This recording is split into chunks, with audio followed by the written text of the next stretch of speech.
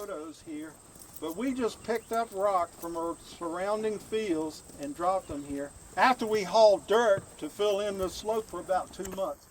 Bud Emerson was part of that. Roy Kilby was into that. When we cut the top off of a mountain on Orchard Lane and brought that soil up here and built this. The original project was to put galvanized guardrail all along this roadway. And instead of doing that, I decided to build an overlook to give you a little bit of the history. So please chat, talk about some of the memories that you have had in your relationships with Jim. I am just thoroughly excited at the number of you that came. I use this spot when I've had a rough day and I need to re-energize some inner spiritual energy. I come here, and I use this spot because of the distant view shed, the quietness that you encounter, and it just feels like you're getting a little closer to heaven. So maybe Jim's looking down on us right now and enjoying what we're trying to do in his honor and memory. And with that, I was going to let my office assistant read a little piece that she found in Jim's honor. Thank you. As everybody knows that works with Jim, he was our philosopher in the park. And when we're having bad days, he would tell tales and made everything a lot better. And I heard this poem one day, and it just suited him. It's called "Death Is Nothing at All." It was written by Henry Scott Highlands in around 1918. Death is nothing at all. I've only slipped away to the next room. I am I, and you are you. Whatever we were to each other, that we still are. Call me by my old familiar name. Speak to me in the easy way, which you always used. Put no difference in your tone. Wear no forced air of solemnity or sorrow. Laugh as we always laughed at the little jokes we enjoyed together. Play, smile, and think of me. Pray for me. Let my name be ever the household word that it always was. Let it be spoken without effect, without trace of a shadow on it. Life means all that it ever meant. It is the same that it ever was. There is absolute unbroken continuity. Why should I be out of mind because I am out of sight? I am but waiting for you, for an interview somewhere, very near, just around the corner. All is well. And he always said all is well to us. And my most famous memory of him was one day when he was working on one of the rock walls.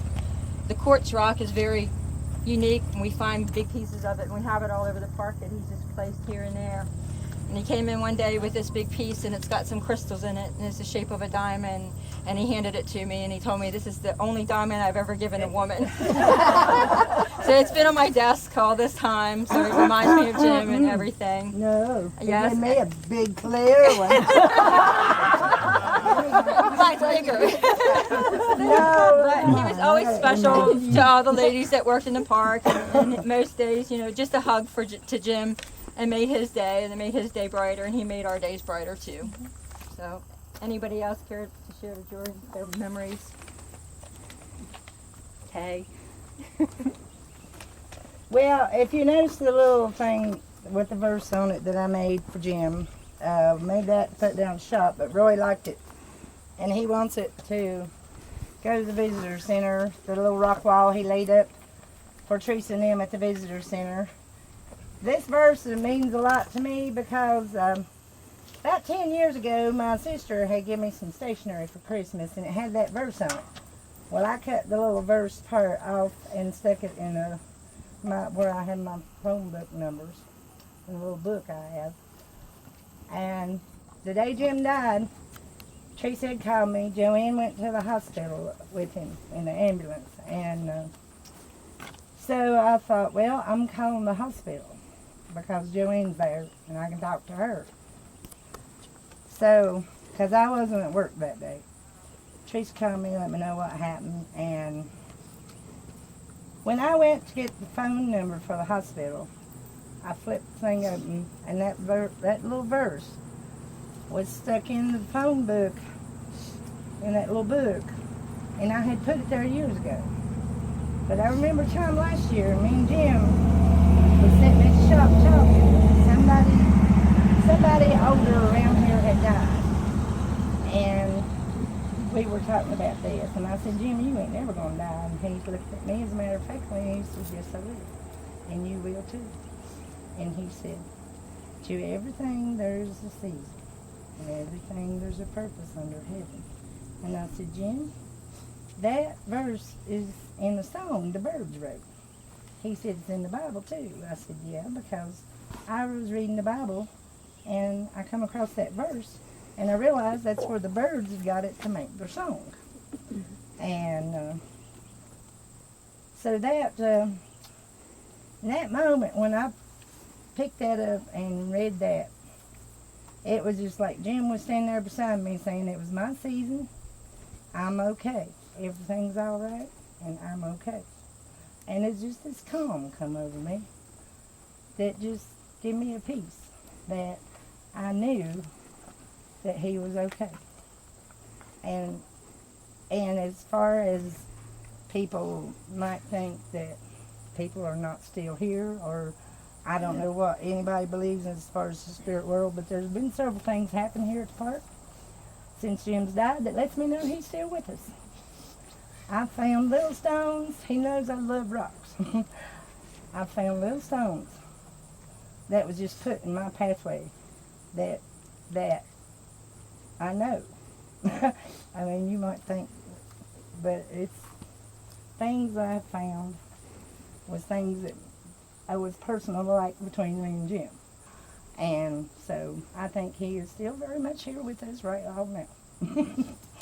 That's all I had to say.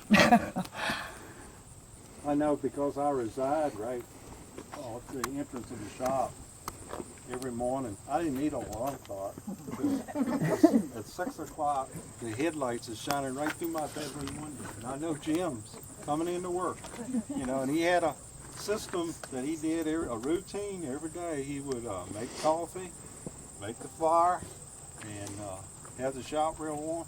And then he would pull out his harmonica, and he would play a few tunes, and some days he'd pull out his guitar.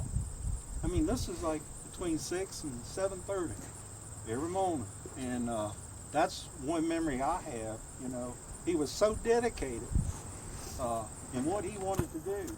And I tell you, he had his pet peeves, When bundling firewood, it was a certain length that he wanted and a certain way they had to be stacked together. And that was fine with me, but it drove somebody else crazy. But those are some of the things that I really remember with Jim. Yeah, especially how you could always count on Jim to be there. Thank you. The day that Jim died, I was at the shop. We were all coming in from our jobs on the park. And Jim said, I don't feel good. Well, I looked around at him and I said, well, Jim, what's wrong? You don't look real good either. And he said, I don't feel good. And Marcy's husband, Andy, was there, and he said, well, Jim, do you want us to call the rescue squad? And he said, well, I don't know what to do. And Andy asked him, said, well, do you want her to check you out? And he said, have you got your stuff with you? And I said, yes. I went to the car and got my blood pressure cuff, stethoscope. I went back in, put it on him. I was pumping it up, letting it down. He jerked twice. And Joe was on the other side of him. And I looked at Joe and I said, Joe, we've got to get him in the floor. And when we got him in the floor, we had a faint pulse for just a few minutes. The next thing I know, we didn't have anything. And I started CPR on him, and we used the AED on him, and it was just Jim's time to go. He was a good man. He was a friend. He was somebody to talk to, give you advice and wisdom. And about this time every year, we'd slip off and pick apples. And I'm going to miss that this year, because me and him will go get apples. But Jim Davis was a really good man. He was there to listen to you, give you advice. He was a real good friend. Jim always thought that, he told me many times, the Lord gives you about 70 years.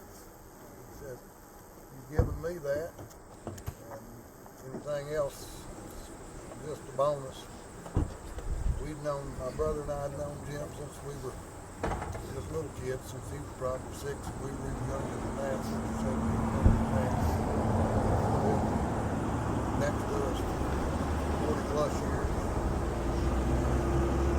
Jim always been rarely complained and always did more than his share.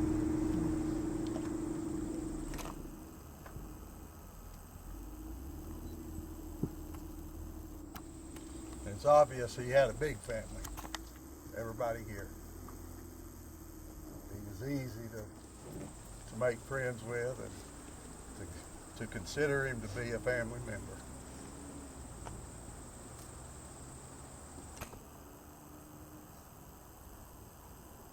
Well, I can speak for everyone at the park.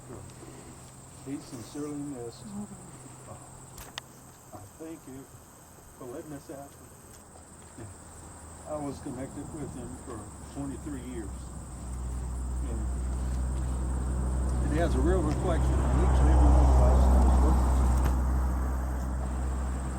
I sincerely appreciate it and everything you do.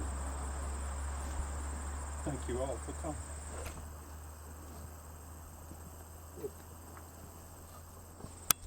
The friends have a little refreshment, cookies and lemonade juice. If you would like to partake of that, we would certainly appreciate it. Please help yourselves. If you have little things you want to share with each other, this is a good time. Please enjoy. The Lord's made us a good day for this, and it looks like we're in for some aftermath of hurricane later on next week.